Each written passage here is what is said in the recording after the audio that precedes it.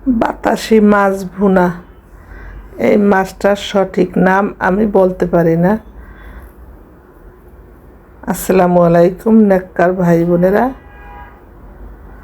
আপনারা যদি জানেন এর সঠিক নাম কি আমাকে কমেন্টসে বলেন। ছোট মাছ ধুয়ে মুছে কুটে ভেজে নিলাম, এবার ভুনা করার পালা। পেঁয়াজ দিয়েছি কিছুটা, টমেটো কুচি দিয়ে ভালো করে টমেটোটা নরম করে নেব। এরপর হলুদ গুঁড়ো, মরিচ গুঁড়ো, জিরা গুঁড়ো, লবণ দিয়ে ভালো করে কষাবো।